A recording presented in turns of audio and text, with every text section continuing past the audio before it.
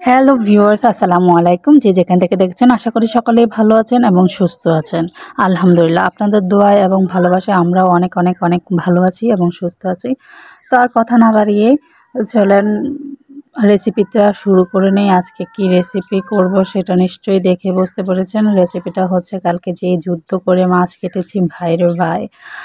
মানে সেই যুদ্ধের কথা যতবার মনে পড়ে ততবারই হাসি পাচ্ছে। তো যাই হোক আপনাদেরকে কথা দিয়েছিলাম যুদ্ধের পর যদি বেঁচে থাকি, সুস্থ থাকি অবশ্যই ওই মাছের রেসিপিটা আপনাদের সাথে শেয়ার করব। তো আর কথা না বাড়িয়ে আমি মাছগুলো নিয়ে নিলাম। তো মাছগুলো খুব সুন্দর করে আমি পরিষ্কার করে ধুয়ে নিয়েছি, দেখতেই পাচ্ছেন। মাছগুলো দিয়ে আমি পুঁইশাক দিয়ে, আলু দিয়ে আর গ্যাস কাপ মাছ দিয়ে রান্না করব। তো এই যে হচ্ছে আমার মাছ ধুয়ে পরিষ্কার করা হয়েছে। আর হচ্ছে আলু আমি কেটে নিয়েছি, কেটে পানির মধ্যে ভিজিয়ে রেখেছি। আলু আবার সাথে সাথে পানির মধ্যে না রাখলে লালচে হয়ে যায়, তাই আলুটা কেটে সাথে সাথে পানিতে ভিজিয়ে রাখার চেষ্টা করবেন। আর এখানে পুঁইশাকগুলো আমি খুব সুন্দর করে কেটে ধুয়ে রেখেছি। তো এখন আমি চলে যাই রান্নার মধ্যে। আমি মাছগুলো ভেজে নিয়েছি। ভাজাটা আপনাদের সাথে শেয়ার করি নাই, কারণ ভিডিওটা অনেক বড় হয়ে যায়। মাছ তো আমরা কম বেশি সবাই ভাজতে পারি। এখন মাছ ভাজা তেলের মধ্যে আলুগুলো দিয়ে দিব। দিয়ে দিয়েছি, দেখতে পাচ্ছেন। আলুগুলো দিয়ে হালকা আমি একটু ভেজে নেব। আর সাথে ২-৩টা কাঁচামরিচ ফালি করে দিয়ে দিব, আস্তও দিতে পারেন। এখন আমি দিয়ে দিচ্ছি উপর থেকে আদা, রসুন, পেঁয়াজ একসাথে পেস্ট করে নিয়েছি। আদা, রসুন, পেঁয়াজ বাটা দিয়ে দিলাম। দিয়ে দিচ্ছি মরিচ গুঁড়ো। এখন দিয়ে দেব হলুদ গুঁড়ো আর দিয়ে দিচ্ছি স্বাদ মতো লবণ। তো ভিডিওর কারণে হচ্ছে আপনার কেমন জানি বাজে দেখাচ্ছে। আসলে রান্নাটা তেমন বাজে হয় নাই।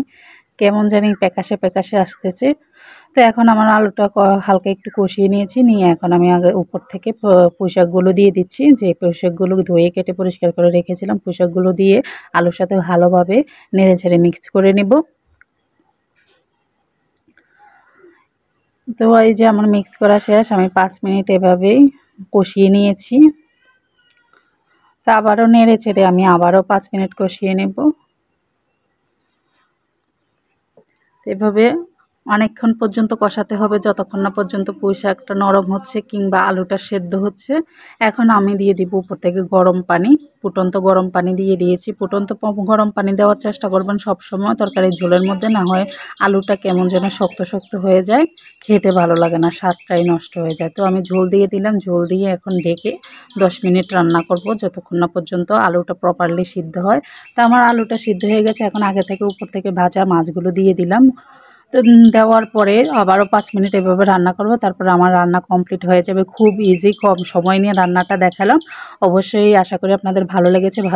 লেগে থাকলে অবশ্যই লাইক করবেন, কমেন্ট করবেন, শেয়ার করতে তো অবশ্যই ভুলবেন না। আল্লাহ হাফেজ।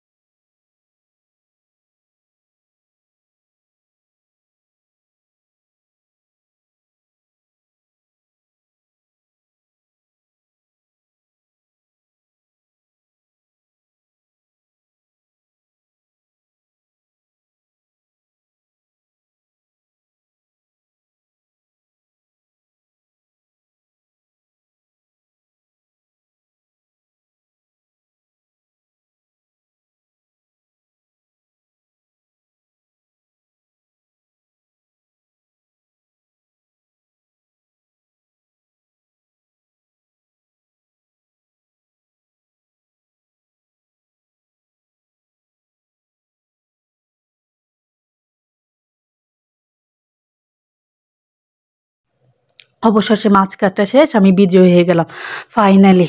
আল্লাহ আপনার কাছে লাখো কোটি শুকরিয়া। আর বেঁচে থাকলে অবশ্যই অবশ্যই ভাই ও বোনেরা আপনাদের সাথে এই মাছের রেসিপি শেয়ার করব। সে পর্যন্ত সকলেই ভালো থাকবেন, সুস্থ থাকবেন এবং আমার জন্য দোয়া করবেন।